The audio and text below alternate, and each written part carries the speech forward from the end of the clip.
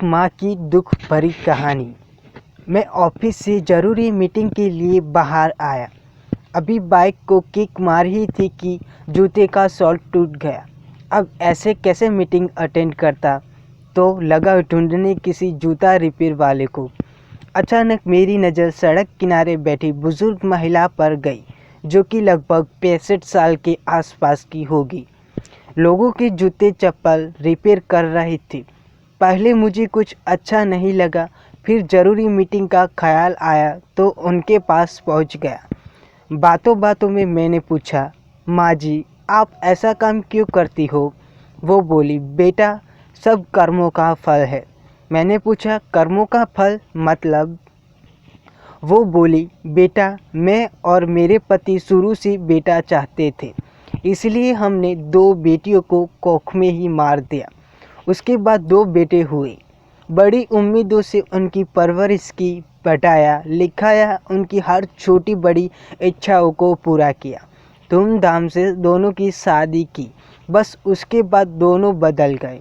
मेरे कहने पर मेरे पति ने घर, कारोबार सब कुछ दोनों के नाम कर दिया। बहुओं ने हमसे भेदभाव करना शुरू कर दिया। कई बार लड़ाई होती, बदले में हमें भूखे सोना पड़ता। पति ये सब सहन नहीं कर पाए और चल बसे। बस बेटे बहुओं ने बार बार किसी न किसी तरह सताना जारी रखा और एक दिन घर से बाहर जाने के लिए कहकर निकाल दिया। कई दिनों भूखी रहने पर एक भले आदमी ने मुझे ये मेहनत का काम सिखाया, क्योंकि मुझे भीख नहीं मांगनी थी। बस तब से ऐसे ही काम करके अपना पेट पाल रही हूँ। मैं स्तब्ध था, क्या कहूँ।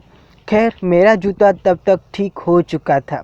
मैंने 100 रुपये दिए तो उसने बाकी के 60 रुपये मुझे वापस देने को हाथ आगे बढ़ाया।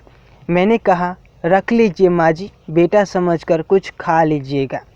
मगर उसने साफ मना कर दिया। बोली, नहीं बेटा, बस अगर कुछ करने की इच्छा रखते हो तो इतना करना, अपने माता पिता को कभी दुखी मत करना और अपने आसपास भी किसी को ये अपराध मत करने देना। कौन जाने कब किसे कैसे ऊपर वाला उसके कर्मों का फल दे दे।